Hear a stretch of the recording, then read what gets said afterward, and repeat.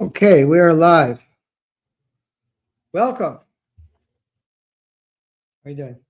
Good. Welcome. Okay, welcome to our Wednesday night Kabbalah class, where we are delving into the deepest secrets of creation. We are in Sefer Yetzirah, chapter 1.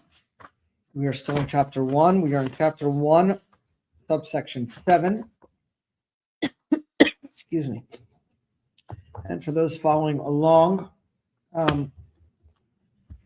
we are on page 61 in the middle where it says in this physical world, in the physical world. Excuse me. So we're still in this section where we're talking about their end is wedged in their beginning, or is embedded in the beginning. And let's continue on. Okay. In the physical world, we can learn things through our 5 senses. We can hear, feel, smell, and taste. Our knowledge of things comes from our physical proximity to them. In the spiritual world, however, this does not exist. The only way that one can learn about a thing is to come into spiritual proximity with it. An angel cannot do this outside of its own realm. Right? We're in the process of discussing the concept of spiritual space versus physical space and how it differs, and that in spirituality, things are considered close when they resemble one another, when they're of the same kind of spiritual makeup, as opposed to in physical reality, when it's gauged on literally space, physical space. Man, therefore, has an advantage over an angel. The very fact that he exists in this lower world enables him to reach up even higher, right?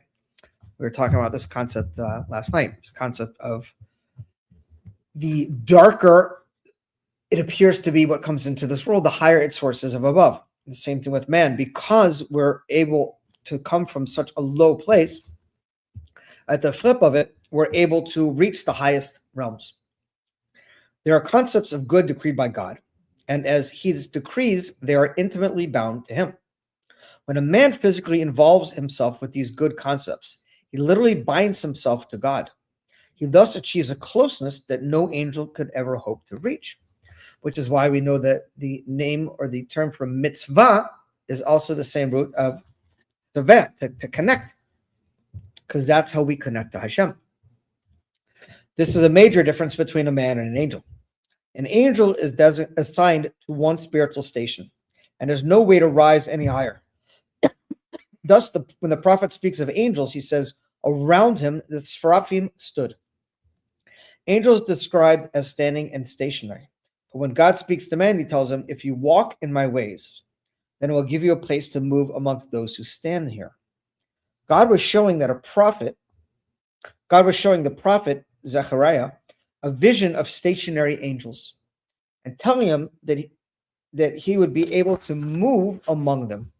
Men can move from level to level, but angels are bound to their particular plane, which is why we know, for example, like in davening, when we say kadosh, kadosh, kadosh, our speech causes the angels to move to a higher domain because they're stuck in their place.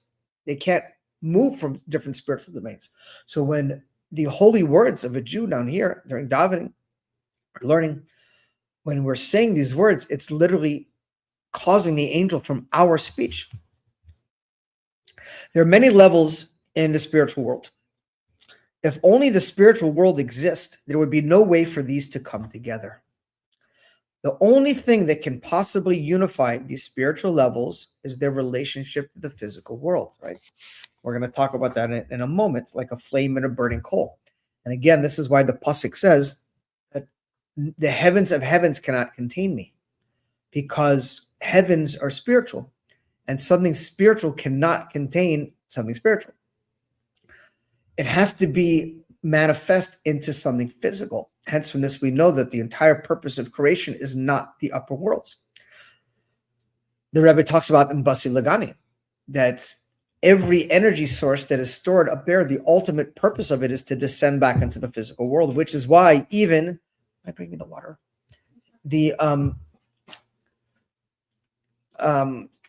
Thank you.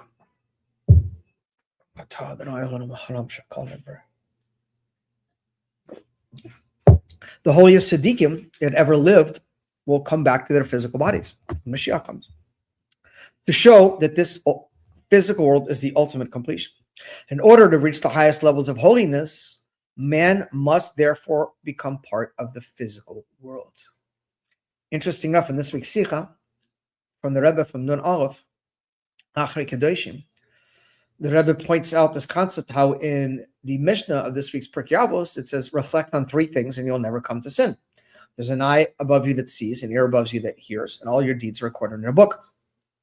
But the Rebbe asks a question, why does the Mishnah have to say, reflect on three things? It should just say, reflect on the fact that there's an eye above you that sees, an ear, and why does it say three things? We know how to count the three. What's the point? So the Rebbe said the Mishnah is not referring to those three things, that there's an eye above you and an ear, and all your deeds are recorded. It's referring to the three things that are necessary to avoid coming to sin.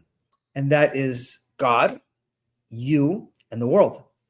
That if you disconnect yourself from the world, you will come to sin, because the world is an integral part of our mission, right?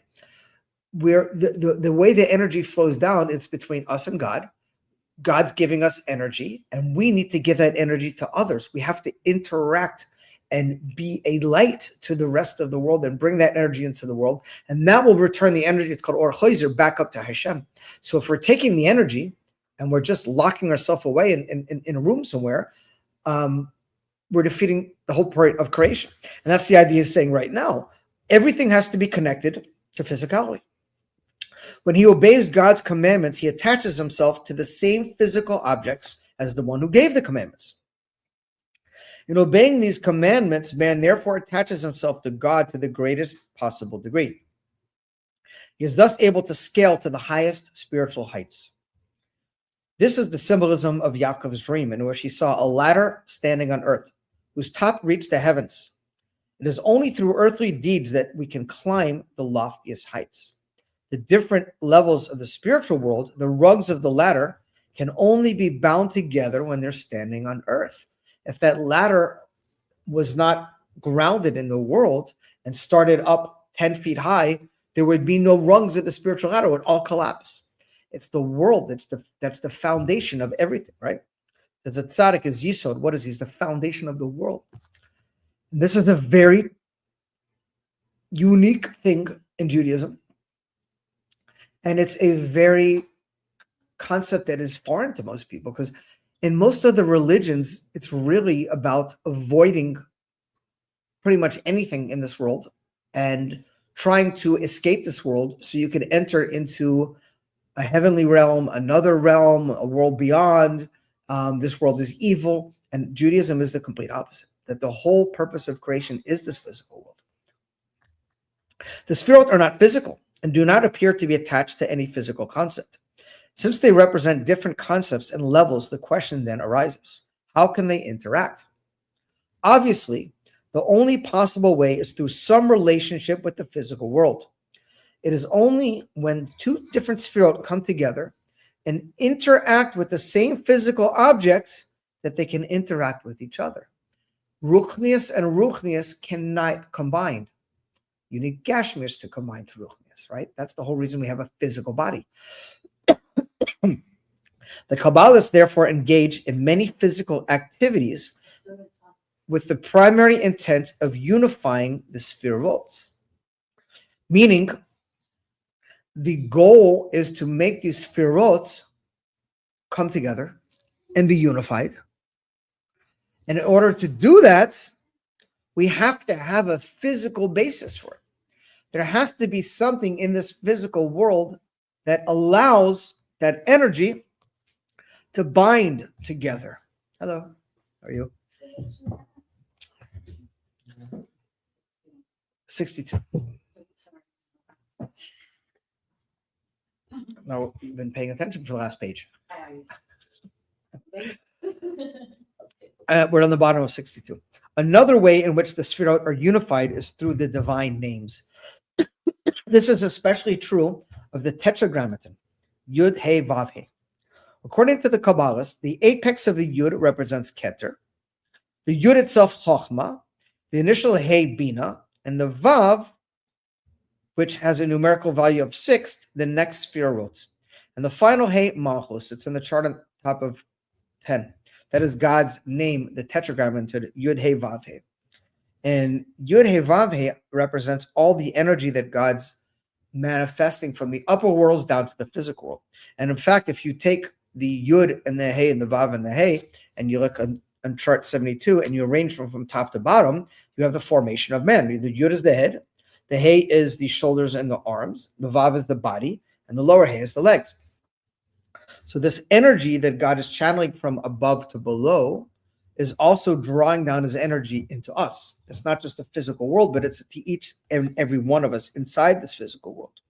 The very fact that this name can be written on a physical piece of paper, where the letters representing the Sefirot are brought together, serves to unify the Sefirot. Each Sefirah is associated with a letter. And when these letters are physically brought together, the Sefirot can also interact. Specific interactions involving the Sefirot can also be brought about when various names are combined. The same is also true of other Kabbalistic diagrams and representations of the Sefirot.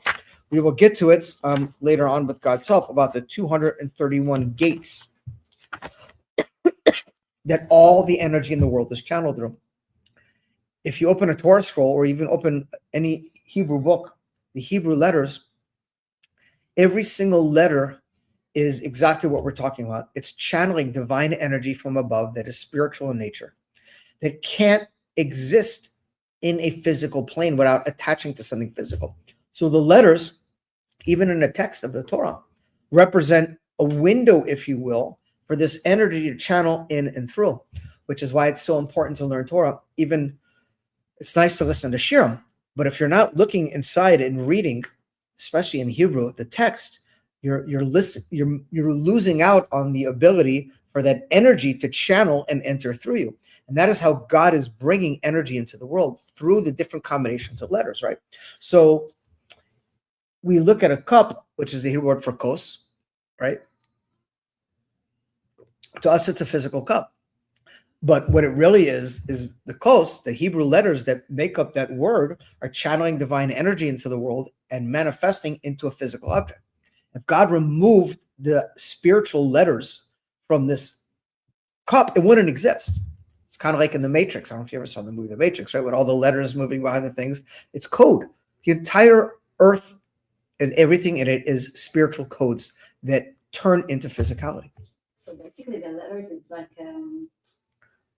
memutza between the ruchniut and the physicality to channel the light. Yeah, and they represent the physicality. They're like you're saying right now, because it's not physical as like this, but it's writing. It's something, that energy, which is why the often the difference you pay when you're paying a sofer who can have very similar writing, you're paying for his makshava, you're paying for his holiness, because he's channeling energy into that object when he's writing the letters. It's the same letters, but the energy of the person behind it makes such a difference. It's like food, right? Like when someone's cooking from their heart, you taste it because energy channels through it. So everything in this world that has a energy has to channel through a physical medium, a physical vessel to come through. And that's why it's so big in the Sefer Yetzirah. And in the back, it's pretty wild. It has all these different charts of all these different meditations. Like if you just look for a second, on page 310, right? It says, these are the 231 gates according to the later Kabbalists. Oh, well, wow. Look at page 309 on the bottom. Read what it says. The 309 on the bottom. The 231 gates according to the later Kabbalists. These tables appear in Emek Melech. According to the later Kabbalists, they can be used for creating a golem and similar meditations. And now you go through it. Aleph parts of Keter, Beit parts of Paul. Look at each one of those diagrams. That's how they created the golem. All these different letter combinations are how God brings energy into the world. And if someone is capable and holy enough and proficient enough, you can actually create reality. That's why the early Kabbalists used to practice practical Kabbalah. And just like you go to a Makubal, and they could tell you what's going on, a Makubal in previous days who practiced Kabbalah Masiot, it's similar to a Rebbe. Masi is similar to a Rebbe, can basically say, whatever, is this person sick? Let me rearrange the energy in heaven and rearrange the letters and make them healthy. It's wild. It's in fact, even today, there are people out there, and there's all sorts of spiritual types of people, and there's people out there who claim that the whole world is just a hologram. It's not real. It's just energy being vibrated, and it's not that far off if you study Kabbalah to say such a thing. But it's contradicting the Torah that Hashem wanted the lower. He said that too. Correct. So there is a. It is, but that this world is. Not what you see. Yeah, exactly. How is it not black magic? Huh? You could call it specifically like magic, right? Like it's practically like putting words together and creating energy. How do you make sure you don't go from, like, whoever could do this, from magic to black magic? Like, Well, it's a very thin line. 100%. And there are. I studied a lot about secret societies and these things before I became observant, and that's exactly what they do. Almost every Cabal, Illuminati, the Templar Knights, any of these groups that you go back to, they all study the Sefer Yetzirah and Kabbalah, and they use that energy for black magic. Black magic there's white magic too. This isn't magic to the extent they call it. They'll say the Jews practice magic. It's not. And that's why in today's age, we don't have practical Kabbalah. No one does such a thing. It's a lost art. We're just studying to understand what's going on in a deeper reality. But every single corrupted sorcery has its roots in Kabbalah because they have to get the energy from somewhere, and it comes from God. So that's what they're doing. They're stealing light. They're basically stealing energy and using it for not good things. Magic, White magic is when they're using the energy source for positive. Black magic is for negative. And there are people who are spiritual and not holy and not religious and not evil that are, it's like going to someone is going to tell you, whatever, read your palm or whatever is going on. They're not always right, but they're getting their energy source from place. And it's forbidden in the Torah to go to such things because these people don't always have accurate visions of what's going on. Because once you put even in a pure objective standpoint, they've done scientific experiments where you can have a group of scientists in 5 different rooms performing the exact same experiment and get different results. Because the second a human is involved, it alters results based on the energy of the person. Right? You've heard this, like people played music for plants and like you see the plants like changing how they grow. You can't not have an influence on something. So why it's so important that when we're getting, especially people are going to like some of these palm readers and all these things, there's plenty of people out there who have spiritual abilities who can see things through their lens. That doesn't mean it's truth. It means that they have, just like some people are strong physically by nature, some people are strong spiritually by nature, and some people strengthen these tools. But these tools are limited to their perception of the world, whereas a tzaddik or a holy person doesn't exist. They don't interfere with the energy. That's why a prophet speaks directly God's energy that comes out of them. So it's there's a lot of funky stuff that goes on behind the scenes. Okay, back inside 63 on the top. Even though the spheroid were created before the physical world, they exist in a dominion that is above time, where past, present, and future are one. The very fact that they would have physical counterparts in the future provided them with a link with the physical world. Since God willed that at some future time, the letters of the name would be able to be represented by physical forms and be written on a physical medium. They had an association with the physical even before it was created. This allowed the Sefirot to interact even before the creation of the physical universe. Chinese. In other words, God set this up. Even though the Sefirot, before they connected to physical, God foresaw the physical world, and therefore the Sefirot already had a place to kind of like grab to, if you will, physically, kind of the way he set it up. Just like he set up in himself and in each one of us, Sefirot, right? Like it's the same concept of God. Like God has infinite Sefirot that he built inside of himself. Like speaking himself, it's not a person, it's just a way to communicate. But that means God always had the potential to create. He didn't need to create. He could have just said, I'm not creating a world. I'm just staying by myself, God. But he chose to create the world. And when he chose to create the world, he didn't say, okay, now I need to manifest my ability to create. It already existed, pre-existing inside of him. So the sphere already had a pre-existing DNA to be able to match the physicality before it even came in. If that makes sense. If it doesn't, don't worry about it. Okay. I don't know how you Huh? was thinking about time, future, past, present. It's interesting It's not because normal. he's above time. I know. How do you thought about time? And it's so interesting. All the people that had a clinic death, that they said there's no time. 100%. Same They thing when see you're their future. They store everything. and And in the one, I don't know how you call it. 100%. Yeah. When you go up there, even it's happened sometimes in very strong plant medicines or hallucinogenic trips. Like Losing time, you- sense. you're completely above time. It's like you come back down and you feel like you just spent like weeks or months or years, and a few hours went by, because it's like in the spiritual realms there's no time, but life exists and goes on. It's you can't really explain it, because it's a dichotomy. It's like two opposite realities that aren't supposed to go together. Time is really Creation. a limit. Not just stressful, not stressful. It's the most valuable commodity we have in the world, more than anything else in the world. Without time, you've got nothing.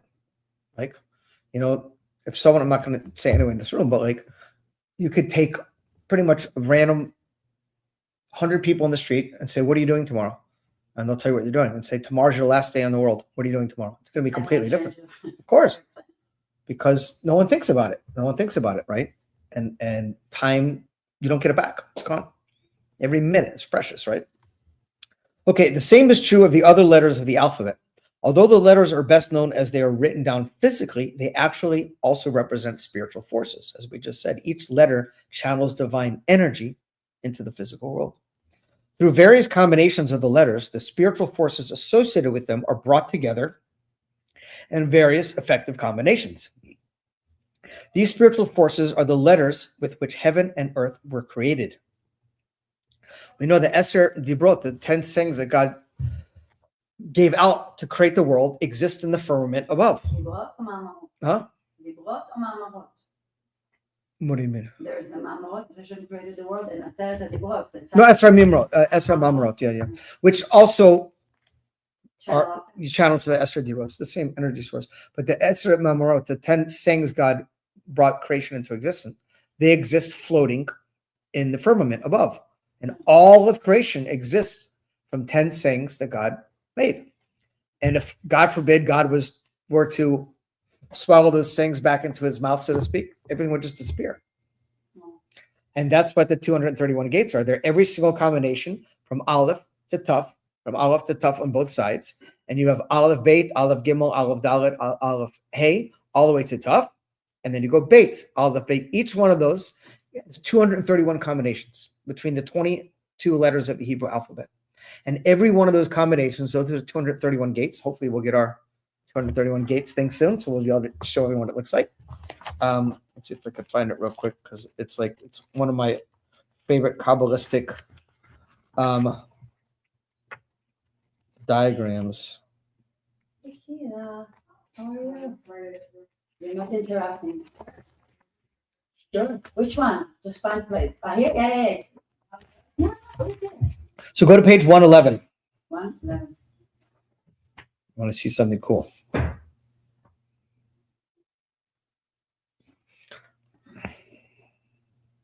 Yeah. Wow.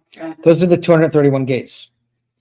The bottom diagram, it goes from Aleph, Beit, Gimel, all the way up to top. And each one of those lines connect every possibility between all the letters. That diagram, those 231 gates, are where all the energy in the world channels through. Every single aspect of creation comes from one of those combinations. What's in the middle?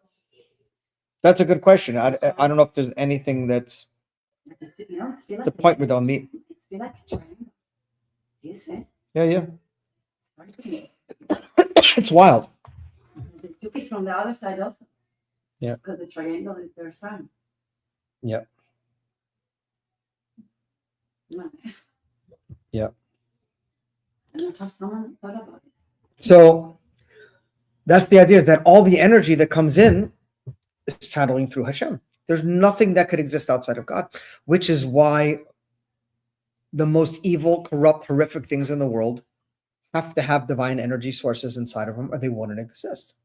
Hard to It's hard to, I was telling that I was learning the Zohar now. Yeah. Excuse me. Said it's one of the deepest secrets of all of creation.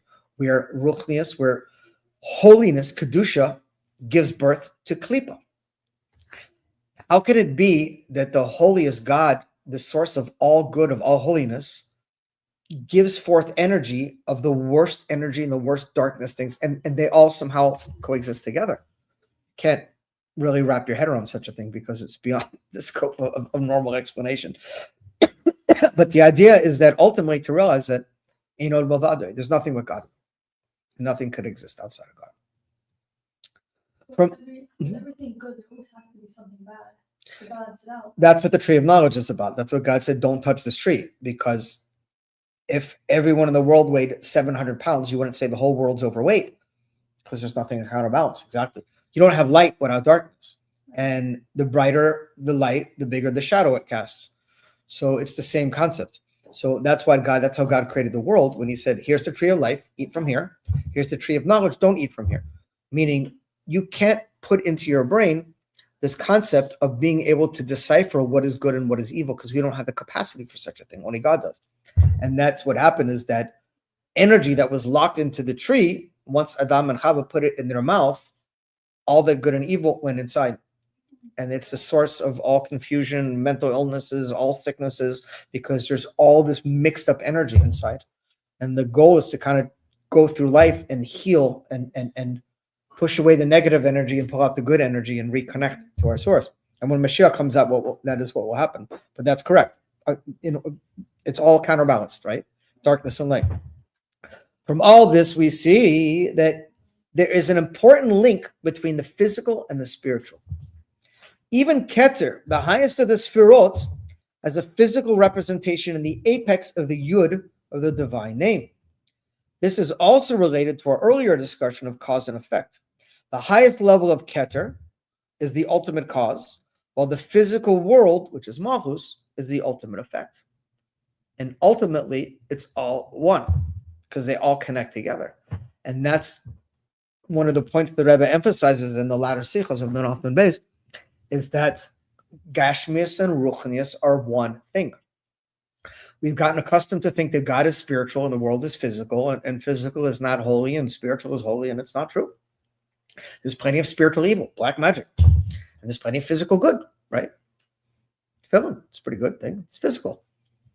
That everything physical and spiritual ultimately manifest together. And this is something unique we see in our generation, because in previous generations, even in Hasidic philosophies, it was taught that you are supposed to push away physical and embrace spiritual. But our Rebbe turned everything on its head. Our Rebbe is the first Rebbe in the whole Chabad lineage that people come to him with every single physical problem, health problems, parnasa problems, diseases, you name it. And he gives them spiritual guidance. Check your mezuzahs, check your tefillin, increasing your Torah learning. They seem like two opposite things, because now in our generation, all the energy is coming back together. The physical and spiritual that got separated are returning back together. And all the evil energy that is interfering with that are getting squeezed out, which is why you see all the chaos in the world. So why does mitzvot feel like that? Why feel like spirituality not connected to mitzvot? You understand? Mitzvot is boring rules, things to do in the world. And spirituality, it's like, Sure. something lofty, That's what the old saying is. It's hard to God, you could have made it a little bit easier. Put all the bad stuff in the book and all the good stuff out in the world. But this is God's world, and this is how he decided to do it. He likes to do things that are opposites, right? But the reality of it is, if you felt the pleasures of the soul are infinitely greater than the pleasures of the body. There's nothing to compare to. There's no physical act that you can do in this world, as wild as your imagination, no food, no physical thing that could even scratch the surface of the pleasures of the soul. They said that if our animal soul and our body weren't keeping our godly soul locked away inside, every time you did a mitzvah, your soul would fly out of your body and go right back up to God. It's like the Rebbe has to hold the table when he gives a mimer because it's literally lifting him off this world in his body. We couldn't handle the pleasures of the feeling of what it feels like to do a mitzvah. The problem is we're coarse. But the more we work on refining that coarseness, the more we get in tune with the fact that you actually can start feeling an energy. In Baal Tshuvas, it happens frequently in the beginning of the tshuva, when you're just starting and you're first putting on tefillin or learning Torah. Wild things. You experience mystical revelations that's like, whoa, like something you've never experienced before. Over time, okay, it can get hardened. Huh? It's hard to not miss it a little bit, yeah. But I feel like a religious person that becomes bored. not so much, because it's a sense of, it's almost an immature way of serving God, of like, like, I'm going to do it because it feels good. You know what I mean? God, give me stuff that going to make me feel good, right? We do it because it's the right thing to do. It's just like you don't really love going to work and breaking your head and or whatever you have to do for a living. It's hard. It's work. But at the same time, you do it because you need to do it. And there is hi, honey, how are you? Believe it or not, you start developing a pleasure, which is a higher pleasure. The highest pleasure is in the world of Keter, meaning you don't feel it. Feelings or creation starts in Bina or Bria. Chochma and Keter, it's pure energy. You don't even feel it, right? That's what it says. We talked about it earlier. Chochma is nonverbal consciousness, meaning you're not even aware that the energies are. You start feeling in the world of Bria or Bina. That's where creation, that's why it's called Bria is creation. Excuse me. That's where Yeshus or physical or spiritual or creation starts taking place. That's feeling, seeing, perceiving, hargish, it's all. But the highest pleasure you could experience, believe it or not, is not by receiving pleasure. It's by giving pleasure. And it's a type of pleasure that is beyond feeling. It doesn't make sense in the logical brain, but the more you get accustomed to giving and doing, right? We look at the Rebbe, it's unheard of. Like, what rabbi around the world sits there for 12, 14 hours a day and just hands out dollar bills to people and gives them blessings? Like, where did this concept come from? It's wild if you think about it. Like, I give out mezuzahs. Like, I don't know. I give out dollar bills. One is elevating the money, is hurting money, but he is encouraging us to get used to giving, right? We come into the world, and from infancy, we come accustomed to taking, and in a bad way, it's survival. A child knows, if I don't cry, my parents are not going to clean up my poop in my diaper. I'm not going to get fed. It's a survival mechanism. I'm here. Hello. And then we start becoming, as we get older, so self-absorbed that we don't snap out of this unless we work on it. This concept of me, my feelings. This is what I want. This is how I feel. This is what my needs are. Okay. Yeah. When does that mature to what we say is mochin galut, where we start saying, I want to be more like God created me to be, which is to be a giver, not a taker. God doesn't think about what he can get from creation. It's just constantly giving. Like, this is what Avraham Avinu was, the first Jew, because it's a shift of awareness. It's a shift of consciousness. And what happens over time is that the more we just keep doing mitzvot and giving and helping others and giving, at the beginning, it's hard, like anything else. It's like, look at the center. In the beginning, like, for a long time, it's like both of us are like, leave me alone. Why are people coming? I want to be quiet. It's quiet. And eventually what happens is you actually start to enjoy it, because there's a greater joy in making other people happy than in trying to become happy yourself. And this is where we falter, because we think that our life will be better if we focus on what we need.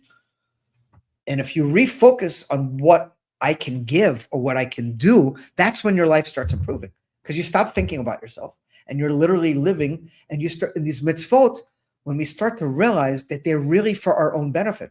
And that's kind of the irony God baked into creation, is the more you do what appears to be for him and for others, the more you benefit. Right? If I encourage someone else to give tzedakah, I benefit more than if I give tzedakah myself. It doesn't make sense. But that's how God created it. So yeah, I get it. People are religious. They're born from birth, and it's like, boring. I'm not feeling anything. What's the point? I don't get it. I'm not doing it. But everything is boring in the beginning. Training for a marathon is boring. Working is boring. Everything, it takes a lot of repetition to get past this stage of I don't feel anything, nothing's happening, I'm bored, to start becoming in a state of flow where you start having a higher pleasure of just bypassing your yeshus, of feeling yourself. When is this shift coming? You'll know when you get there. No, it's very nice. No, there's something about it that it's boring or hardship, and you said, you know what, it's, as you said, it's one day it's going to shift, but everyone is, giving up before. Like I always talk about the famous saying from Jack Ma. It's one of my favorite. You know who Jack Ma is? Do you ladies know who Jack Ma founded Alibaba. We'll just end with this little story. Alibaba is the Asian version of Amazon. Some weird stuff went on. He's like been in hiding, like something with the corrupt government of South Korea. It's a whole wild thing. But Jack Ma applied for every job he possibly could. He was a high school dropout. He couldn't get a job at McDonald's, at Burger King. Like no one would look at him. He had like a speech impediment. He was not like the most pleasant looking guy. Like he had so much hardships. He couldn't get anything to work ever. For months, for years, whatever he touched was garbage. No one would look at him. No one would acknowledge him. No one even, nothing. And people around him were getting discouraged, and he didn't give up, and he came up with this idea to invent this e-commerce site in Asia. Again, it's similar to Amazon. And he brought this idea to so many investors, and he worked. Everyone told him, "You're crazy. This is the dumbest thing we ever." This guy had more doors closed on him than you could ever imagine. And he wound up to become a multi-billionaire, one of the most successful people in the world. And he was actually speaking in Israel, believe it or not, of all places. And he said a very short saying, which sums up a lot. And I'm going to botch his accent, but I'll try to do it anyways. He said, "Today is difficult. Tomorrow is more difficult. The day after tomorrow is beautiful. Most people die tomorrow night." Understand? The blessing is always one step away. And we always give up too soon. Complaints. I didn't know you got there because you stopped. You don't give up, right? This is what I was talking about. Goals. The goal is, this is, if you can't see where you're going, you're going to wind up somewhere else. If you don't have a clear vision of what it is you want out of your life, you're never going to get it. It's like me shooting the ball to the Yeah. outside instead of They say fate is a terrible author. To just imagine like someone sits down to write a book and takes a piece of paper and a pen and closes their eyes and say, "Okay, just let it go. Whatever is supposed to come out."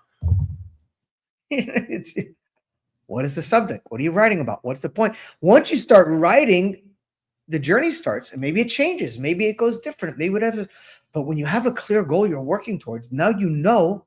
So how do you know when you got there? When you get there. If you haven't got there, you're not there. So you have two choices.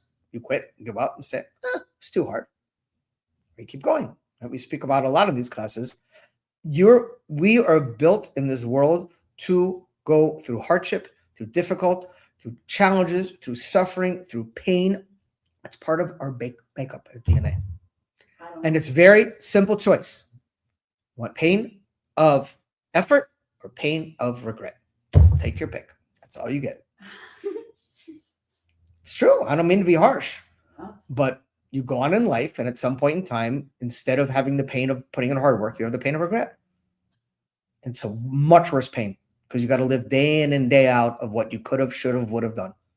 And it's really painful, especially when you start getting older. And now you're like, so what can I tell you? We have to keep going. We have to, I'll show you the girls a video in a section of this guy Ari from the center. Oh, you have to send it. Wow. We have a guy in the center, in the guy's center. I maybe talked to you about who got electrocuted about 6 months ago, and he lost his legs. He's a double amputee. His legs are gone from his waist down, pretty much. I mean, it's a miracle he's alive. And a lot of people, you would look at him and game over, and see videos every day. He's rebuilding. Jim, he's like, I'm going to be the top Paralympic skier. I'm going to be a top boxer. He's like, and I saw him on Sunday and I was like, Ari, you're an inspiration, man. I see your videos. You're truly inspiring. He said, what do you mean? I'm like, how do you just keep going? He said, what's the alternative? You got to push through. You got to just keep pushing through. There's no other option. God bless. Till next week. Wow. Unbelievable.